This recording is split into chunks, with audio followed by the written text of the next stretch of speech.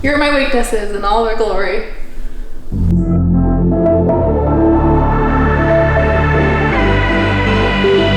So, we're gonna start off with power, which I have a love-hate relationship with because some days I feel like my power is really good, and then some days I feel like it's very limited, so my power endurance is crap.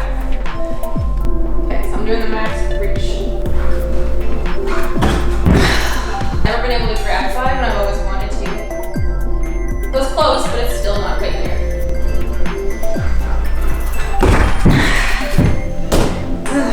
So for the record, how close did you get to 5? So I got my fingers around the top of the rung, but not enough that I could actually stick it. So I'm touching it, but I can't feel like I'm right there.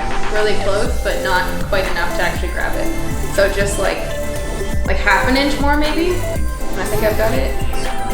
Anyways, I've always wanted to reach 5, so that's good to confirm that I still can't do it. Okay, so I'm gonna test my core now. This is called an advanced tuck front lever. It's a mouthful. I've never tried this exercise before, and I have never attempted to benchmark in any way. I actually didn't know how to do that. All I really do for core usually are like floor exercises and leg lifts, but I've never actually kind of kept a record of what I can do and how I've progressed. Like I said in the beginning, I don't have any benchmarks for this. So I'm gonna try this exercise.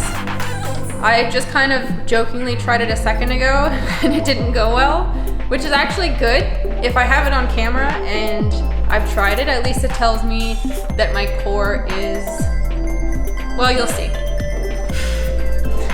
Okay, you ready? Mm-hmm. We're not even gonna start the timer for this one. I think we'll capture it.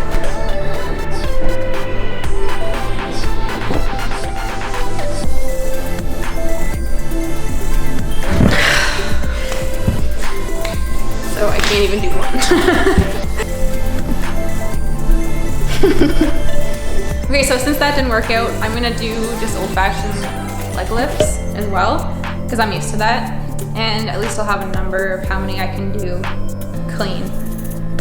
And from what I've known in the past, my number drops off quite quickly, so anyway, we'll see.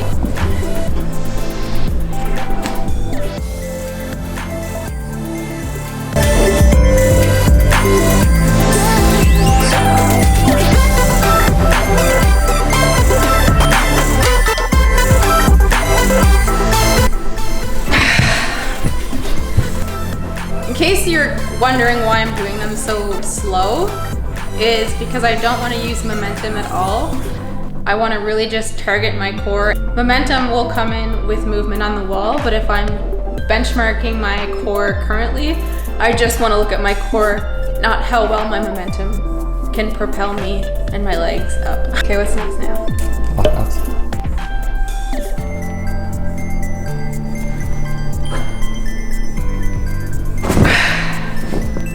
Is that even a lock-off? The controlled eccentric.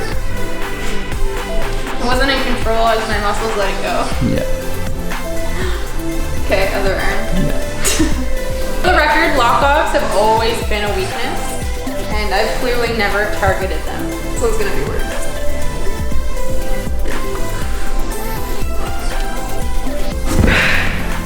Oh, my lock-off suck. Deb, do they suck? I didn't see a lock-off in there, so... Oh. My right arm was like kind of... Yeah. Now you know you need to work your lats. And actually, your lats will come in handy for both the lever and the lock-off, so... Exactly. I'm not here to show you what I'm strong at. I'm here to show you what I suck at. So I can get better! Okay, so what's next? Fingers? Yeah. Uh-oh. 6mm hang. 4 time. So normally when I do these, I'm using the, 14. So normally when I'm on the transgression board, I'm on the 14mm with one hand and a little weight taken off. So it's been a while since I've actually done 2-hand hangs. So this should be interesting. 1, go.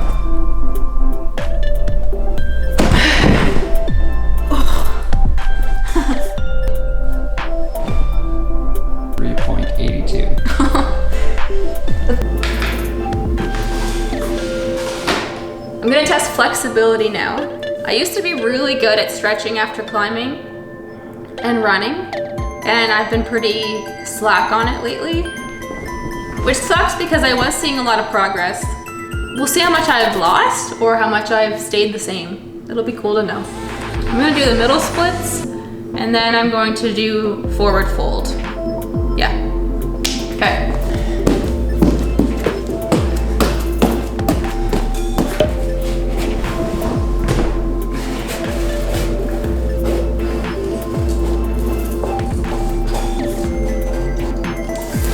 So 9 inches.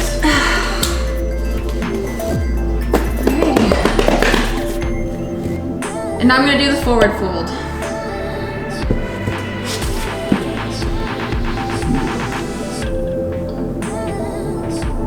About 120 millimeters or just over 4.5 inches.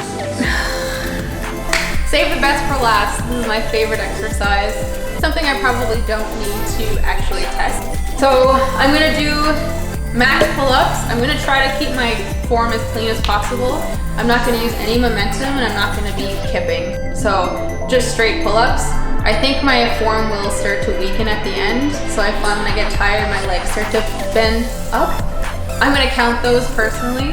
Whether you out there watching this would count those, that's totally fine if they don't count for you.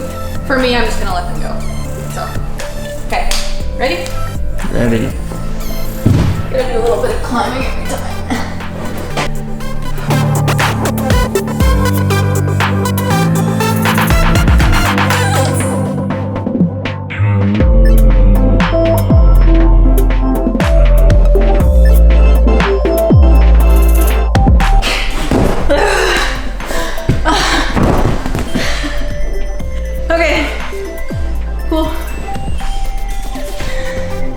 So the reason for filming this is because I do need to focus on my weaknesses, and I tend to come in and really just do what feels comfortable for me, which is overhang, strength, burly stuff.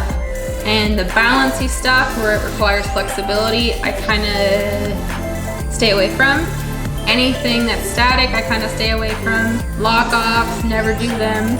Finger strength, just recently started working on. So all of these things are important for climbing. And I'm finding when I go to competitions, I rock certain problems, and then other problems, I feel like I'm back to being a V2 climber. And not insulting a V2 climber, but when you've been climbing for 7 years and you've reached a certain level and you feel like you're strong and you're rocking it, it's really humbling to climb a problem that you see lots of people climbing that you struggle with. And I think there's a problem there. That's when training needs to come in and fix that. And that's when I need to come in and fix that. That's all on me. Because I'm not a consistent climber, I think I do need to work on my weaknesses. And I've been putting it off for so long, and it's very aware to me today that I have a lot of weaknesses that I need to improve on. So the plan is to stick to a training plan, and then in a month I'm going to retest, and then in a year I'm going to retest as well, and I'm hoping that I will see some major differences in a year time.